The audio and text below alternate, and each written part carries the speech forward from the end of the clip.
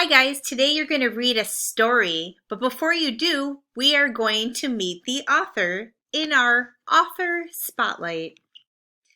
The author we're going to talk about today is Ray Bradbury. In his early life, he was born on August 22nd, 1920 in Waukegan, Illinois. He had a very happy childhood. He was obsessed with adventure books and magic and magicians. He was an avid reader, and he made a decision to become a writer by the age of 12 or 13, but he changed his mind numerous times, as most kids do. Growing up, many scholars give credit to Bradbury's loving family for nurturing his interests. His mother read to him. His dad built him a puppet stage. His aunt, who was a costume designer, made costumes and masks. And Bradbury loved to write stories about his family, and you can see that in his earlier works. During his teenage years, when he turned 14, the family moved from Illinois to Los Angeles, California. There he became friends with Ray Harryhausen, who was a special effects master, and that is a picture of Ray right there. Also, in his teenage years, he would wait outside of the recording studio of the George Burns and Gracie Allen radio show. So he would wait outside there, and he kept bugging them to let him come in and watch them record their show. Because back then, these shows did not have a live audience when they were recording. So finally, George Burns said, "Okay, kid, you can come in and you can watch us do our show." And so as Ray would go there regularly and watch the show, he started writing material for the show and giving it to George. Now, mind you, Ray is only 14 years old at this time. But George Burns recognized that Ray Bradbury had a talent for writing, and he hired him at age 14 to write on his radio show. Very impressive. In high school, he attended the Los Angeles High School, and he participated in drama club. He wanted to become an actor, but that all changed when one of his teachers encouraged his writing talent. And that teacher was Miss Johnson, who taught 10th grade short story writing class. Ray Bradbury turned in his first story, and it was a science fiction story. And that wasn't a very trendy genre at the time. It wasn't very fashionable. So he got his story corrected and sent back by the teacher, and she returned it to him with the words, "I don't know what you are doing, but you can write." Those 10 words of encouragement lit a fire in Ray that lasted a lifetime. He would honor his beloved 10th grade English teacher, Miss Johnson, numerous times throughout his career with dedications in his books and public displays of his gratitude to that teacher.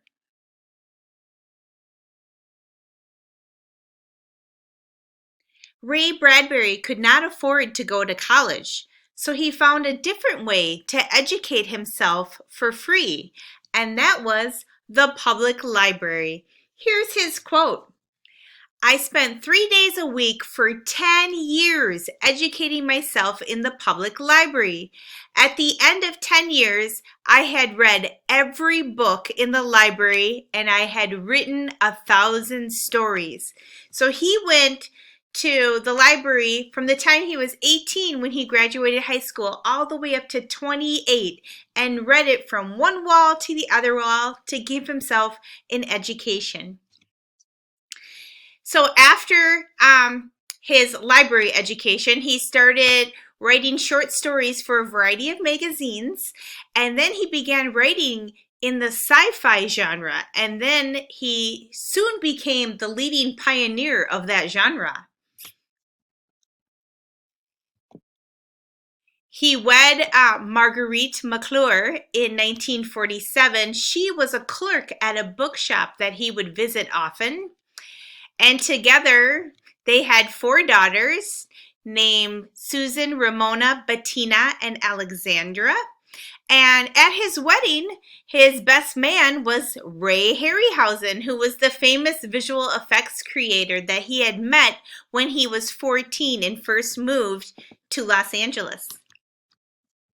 His career really took off when he wrote the novel called The Martian Chronicles. It's a story about humans struggling to survive on a distant planet. And this novel alludes to the problems in the 1950s, such as censorship, nuclear war, racism, and foreign politics. His most famous work is this novel, Fahrenheit 451, which was released in 1953. It has sold over 10 million copies. And it's about a future American society where books are outlawed, and if any of them are found, firemen have to burn them. This book has had numerous adaptations. What that means is it has been adapted into another form, like a movie, a play, a TV series. So this one has numerous adaptations. Most recently, this movie called Fahrenheit 451, and it came out in 2018. Ray Bradbury also was a screenwriter for television. He wrote several episodes for the Alfred Hitchcock Presents TV show. Throughout his career, he won numerous awards, and he received a star on the Hollywood Walk of Fame in April 2002. He was great friends with Walt Disney and actually contributed to the Walt Disney parks. Maybe you know his work if you've ever been on this ride, Spaceship Earth. That's right, Ray Bradbury contributed ideas and a narration script that helped build this iconic ride. Ray Bradbury lived to be 91 years old and passed away on June 5th, 2012, after a lengthy illness.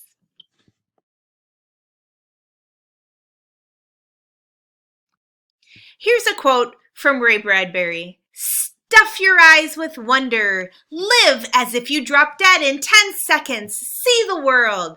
It's more fantastic than any dream made or paid for in factories." So here Ray's saying that you need to go out and see the world and have adventures.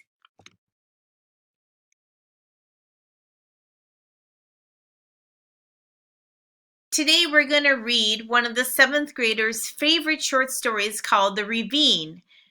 Ray Bradbury used some of his actual childhood experiences in this story. For instance, the fictitious town where the story takes place, Greentown, is actually his real-life childhood home called Waukegan, Illinois, where he grew up next to his grandparents. The ravine that's included in this story is just like the one in Waukegan, and there really was an eccentric called the Lonely One who once haunted the dark corners of Waukegan. For Bradbury, that ravine was the darkest nightmare of his childhood, especially on those nights when walking home late across town after seeing a scary movie. My brother Skip would run ahead and hide out under the Ravine Creek Bridge, just like the Lonely One, and then he'd leap out and grab me shrieking. And so I would fall and run, and I would gibber all the way home. That was great stuff. Bradbury once took his daughters back to the ravine to see if it was just as dark and scary as he remembered, and he said it was worse.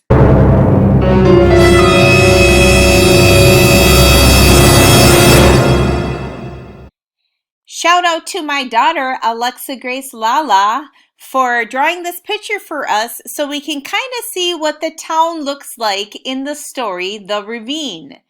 Now, a ravine is like a dell, much like the ones you would find in Wisconsin dells.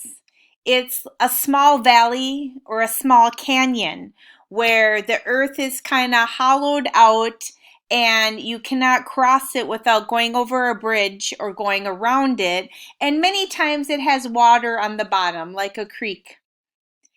So this town is kind of cut in half by the ravine. So on this side is where Lavinia Nebbs lives. For her to get to the other side of town, she has to go down the path, across the bridge, and up the steps.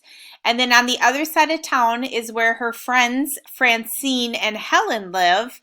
And then if you keep going into town, that's where you're going to get to the downtown area with all of the shops and the movie theater. Now it's story time. The story is attached. Enjoy The Ravine by Ray Bradbury.